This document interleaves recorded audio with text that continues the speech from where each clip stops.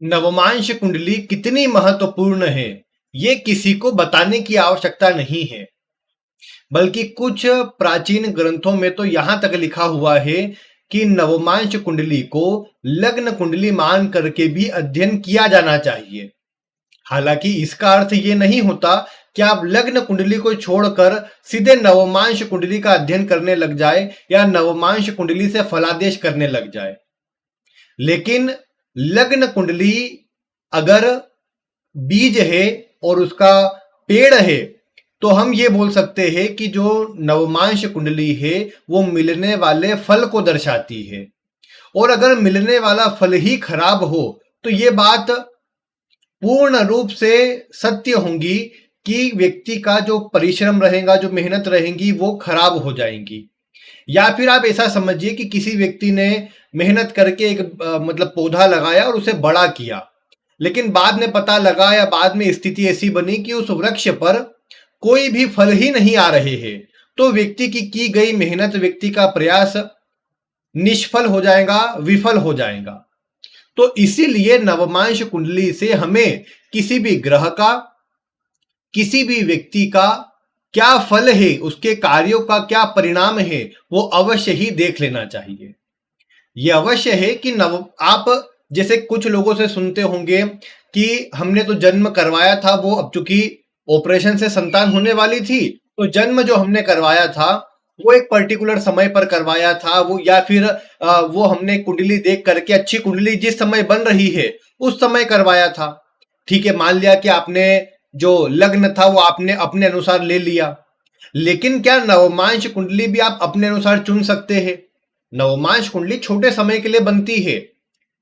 3 degree 20 minute का एक नक्षत्र का चरण होता है और 3 डिग्री पार होने में मुश्किल से 12-13 मिनट लगेंगे। तो इसीलिए 12-13 मिनट के एक फिक्स टाइम निकाल पाना बहुत मुश्किल हो जाएगा। और इसीलिए कहा जाता है कि आप कितना ही समय निकलवा लो, आखिर में आपको वही प्रभाव मिलेगा जो आपके साथ होने वाला लिखा होता है। आप उसके साथ छेड़खानी कभी नहीं कर पाते। और इसीलिए नवमांश कुंडली को देखा जाना बहुत जरूरी है। जुड़वा के केस में तो बहुत ज्यादा इसका विचार होना ही चाहिए, क्योंकि वहां पर अंतर अलग अलग देखने में आसानी हो जाती है। इसके अलावा आज जो मैं आपको विषय बता रहा हूं, ये विषय है धन से जुड़ा हुआ और अर्थ त्रिकोण से जुड़ा हुआ। किस प्रकार आपकी लग्न कुंडली का अर्थ त्रिकोण और उसमें बैठे हुए ग्रह आपके धन से जुड़ सकते हैं, आपको धन देने का कार्य कर सकते हैं। आज की जानकारी इसी से जुड़ी रहेगी। आपको ध्यानपूर्वक आज की वीडियो देखना है ताकि आप ये समझ सके कि किस प्रकार से आपके जीवन में धन भाव में बैठे ग्रह या फिर धन त्रिकोण में या अर्थ त्रिकोण में बैठे ग्रह आपके जीवन में आपको धन देने के लिए कितने मजबूत है, कितने कमजोर है, या कौन सा ग्रह सबसे महत्वपूर्ण है, आज इसी की जानकारी मैं आपको दे रहा हूं। और नवमांश कुंडली का दशम भाव कैसे आपके धन के बारे में बताता है, आइए मैं आपको एक एक करके बताता हूं। आपने नवमांश के बारे में एक बात सुनी होगी, अलग अलग आपने नंबर सुने होंगे कि जैसे 64वां नवमांश होता है, 73वां नवमांश होता है, 91वां होता है, 88वां होता है, और भी बहुत से नवमांश की आपने बातें सुनी होंगी। ये किस प्रकार देखा जाता है, आज कुछ जानकारी उससे, और सीधी बात मैं आपको जो आज का विषय है उसकी ओर लेकर के चल रहा हूं, उसी से आप समझ जाएंगे। उसके लिए मैं आपको साइड में ये सामान्य कुंडली है आपको बताने के लिए कि कौन सा दूसरा भाव होता है या फिर कौन सा कुंडली का छठा भाव होता है या 10वां भाव होता है, वो बताने के लिए। अर्थ त्रिकोण के भाव कौन कौन से होते हैं ये बताने के लिए यहां पर मैंने आपको ये जो स्लाइड है वो बताई है। इसके बाद अगर कुंडली अनुसार देखना चाहे तो देखिए, जहां पर आप सर्कल किया देख रहे हैं, जो द्वितीय भाव है, नीचे षष्ठम भाव है और साइड में दशम भाव है, ये जो तीनों बनते हैं ये तीनों आपके होते हैं अर्थ त्रिकोण के भाव। धन त्रिकोण आप इसे बोल लीजिए। ये तीनों का जो आपसी संबंध है, ये जो ट्राइंगल बनेगा ये आपका धन त्रिकोण का ट्राइंगल बोल लीजिए, अर्थ त्रिकोण का बोल लीजिए, ये यहां से देखा जाता है।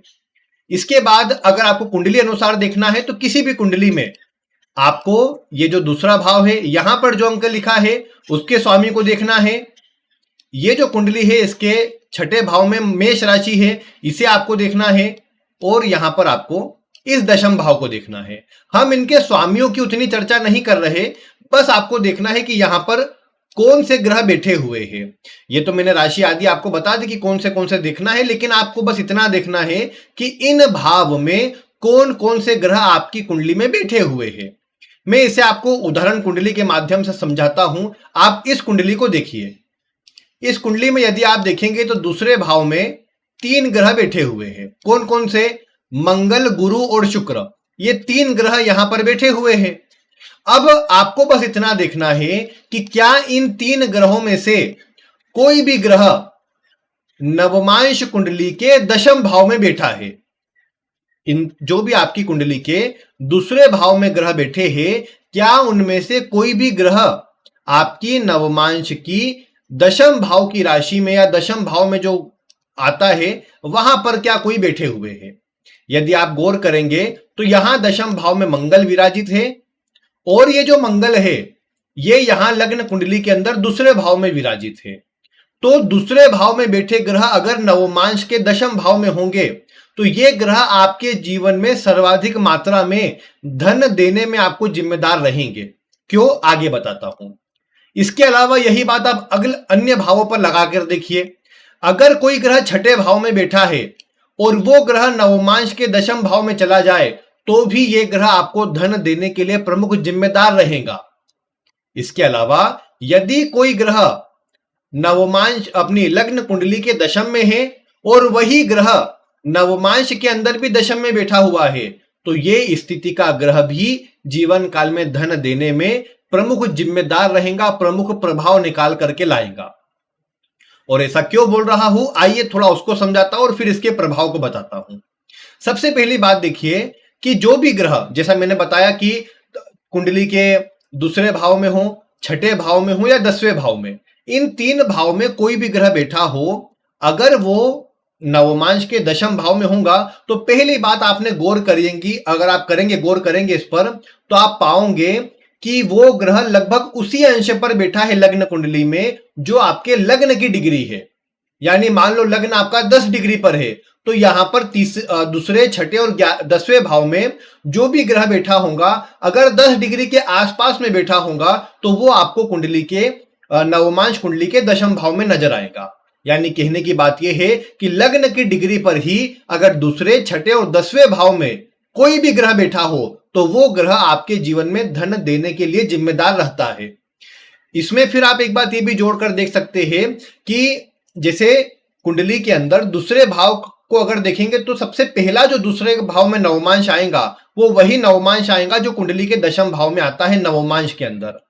क्योंकि पहले जो लग्न कुंडली है, पहली राशि में 9 नवमांश हो गए, 10वां जो नवमांश होगा वो आएगा आपका नवमांश कुंडली के दशम भाव में। तो ये ग्रह डायरेक्टली धन से जुड़ा हुआ है। इसके अलावा आप अन्य बातें भी विचार कर सकते हैं। जैसे छठे भाव में भी अगर आप देखेंगे तो पंचम भाव तक 45 नवमांश पूरे हो जाते हैं और छठे भाव में 46वां नवमांश आता है और ये 46वां नवमांश कुंडली के नवमांश कुंडली के दशम भाव में आता है। आप गिनती करके भी देख सकते हैं।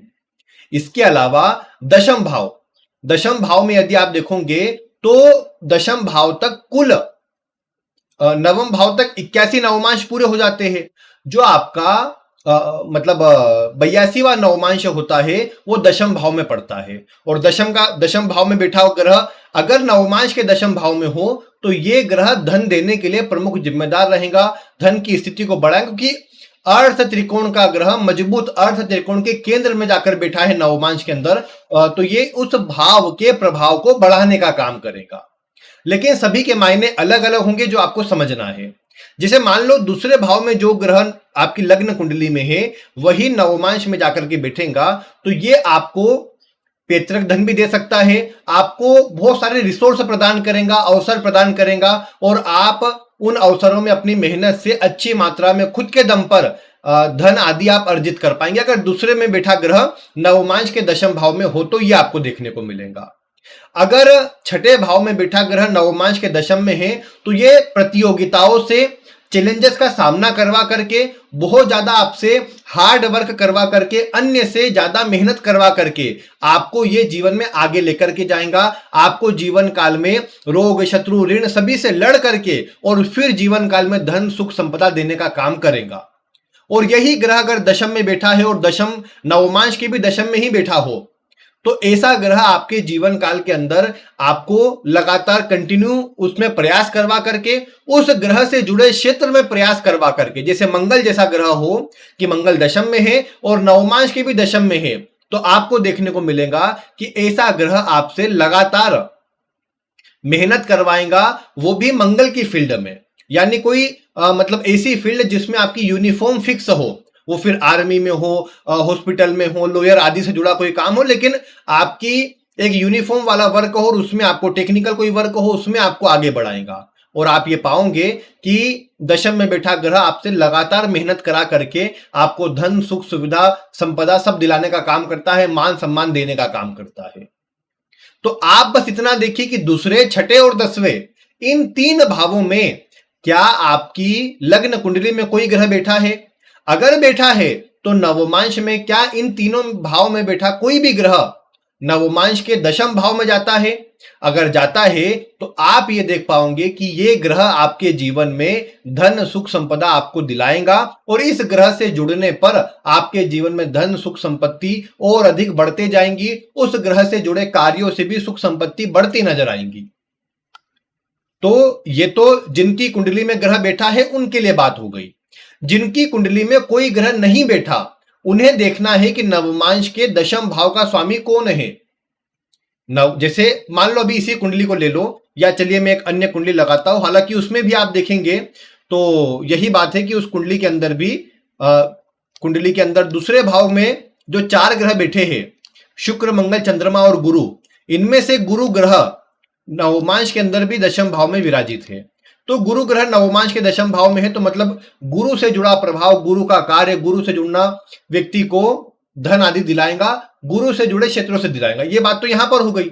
लेकिन मान लो, हम मान लेते अभी के लिए कि कोई भी ग्रह बैठा हुआ नहीं होता, मतलब ये जैसे बाकी तीन ग्रह नहीं आए, मान लो गुरु भी नहीं आता और कोई और भाव में गुरु बैठा हुआ होता, तो हम देखते नवमांश कुंडली का दशम भाव और ये देखते कि नवमांश कुंडली के दशम भाव का स्वामी कौन ग्रह होता है। उसकी स्थिति को हम नवमांश कुंडली में और लग्न कुंडली में दोनों में मैच करते। अगर वो ग्रह बलवान होकर शुभ प्रभाव में बैठा हुआ नजर आएगा तो आप पाओगे कि ऐसे व्यक्ति को धन आदि अच्छा मिल जाएगा। जैसे इस कुंडली में देखो, मान लो गुरु यहां पर नहीं है, गुरु किसी और भाव में है, मान लो कोई ग्रह दशम भाव में नहीं गया, हमने देखा कि कुंडली के दशम का स्वामी नवमांश के अंदर बुध बनता है। ये बुध आपने देखा कि नवमांश के अंदर तीसरे भाव में है, जो दर्शाता है कम्युनिकेशन से, लोगों से जुड़ने से, लगातार ट्रेवल या लोगों से कनेक्शन बनाने से व्यक्ति को धन मिलेगा, यानी कहीं ना कहीं यात्रा आदि उसमें इन्वॉल्व हो जाएंगी। तो ऐसे व्यक्तियों को कहा जाएगा कि मेहनत करनी पड़ेगी, आपको लोगों से डील करना पड़ेगी, लोगों से कम्युनिकेशन करना पड़ेगी, तब जाकर के ग्रुप में रहना पड़ेगा, ग्रुप में जुड़ना पड़ेगा आपको, तब जाकर ही आप अपने जीवन काल में धन कमा पाएंगे। और अगर ऐसा व्यक्ति अपने आप में रहेगा, अकेला रहेगा, तो अच्छा धन नहीं मिलेगा। ये बात यहां से निकल आई। अब यही बात आप लग्न कुंडली में मिला लो। लग्न के अंदर 12वें भाव में बुध बैठा है। अब 12वें भाव में जाना उतना अच्छा तो नहीं है, लेकिन 12वां भाव विदेश का है, तो व्यक्ति विदेश से जुड़ करके अगर काम करेगा, दूर स्थानों से जुड़कर काम करेगा, लंबी यात्राएं करेगा, तो व्यक्ति को लाभ अच्छा देखने को मिलेगा। और 12वां भाव इन्वेस्टमेंट का भी होता है। व्यक्ति लोगों को या तो इससे जुड़ी सलाह दे कि कहां पर निवेश करना है, कहां पर ध्यान देना है, या फिर इससे जुड़ा खुद काम करने लग जाए सोच विचार करके, तो व्यक्ति को लाभ होता नजर आएगा। ये बातें यहां पर आपको कहनी पड़ेंगी। तो कहने की बात क्या आई कि जिनकी कुंडली में दूसरे, छठे, दसवें में कोई ग्रह नहीं है, या ग्रह है लेकिन नवमांश के दशम भाव में नहीं है, वो नवमांश का दशम भाव देखे और दशम के स्वामी को देखे कितना बलवान है, कितना कमजोर है। अगर नवमांश के दशम का स्वामी बलवान हुआ तो आपके जीवन काल में धन, सुख, संपदा आपको अवश्य दिलाएगा और अच्छी मात्रा में दिलाएगा। अगर कोई राजयोग वाली स्थिति में आ गया, बलवान स्थिति में आ गया, तो और बड़ी मात्रा में दिलाएगा। तो इस बात का आपको विचार करना है नवमांश कुंडली की सहायता लेकर के। और कोई बड़ा विषय नहीं है, कोई मुश्किल विषय नहीं है, बस दूसरे, छठे और दसवें भाव को देखना है और ये देखना है कि क्या नवमांश के दशम भाव में कोई ग्रह गया, इनमें से नहीं गया तो नवमांश के दशम का स्वामी देखो कितना बलवान है, कितना कमजोर है, उस ग्रह को बलवान कर लो, आपके जीवन में धन आदि की कोई समस्या नहीं होगी, धन अच्छा बना रहेगा और सुखपूर्वक आप जीवन यापन कर पाएंगे। यह प्रभाव है नवमांश के दशम भाव का और आपके जीवन के अर्थ त्रिकोण का। अब ये जो मैंने बातें बताई है, आप इसे मिलाइए और कोई प्रश्न होता हो तो वीडियो में कमेंट कीजिए। अन्य भाव का प्रभाव भी बताऊंगा। केवल 64वां नवमांश नहीं होता है, और भी नवमांश होते हैं, उनकी जानकारी भी आपको दूंगा। और लाभ के लिए, आपकी इच्छा पूर्ति के लिए कौन सा नवमांश आता है, उससे जुड़ी भी महत्वपूर्ण जानकारी आपको मैं दूंगा।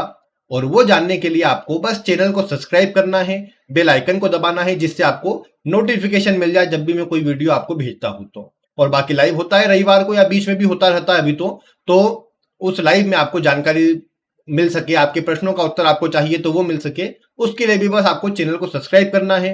वीडियो पसंद आई हो तो इसे लाइक करना है और अन्य लोगों तक शेयर करना है। बाकी आज की वीडियो में इतना ही। वीडियो देखने के लिए आपका बहुत बहुत धन्यवाद।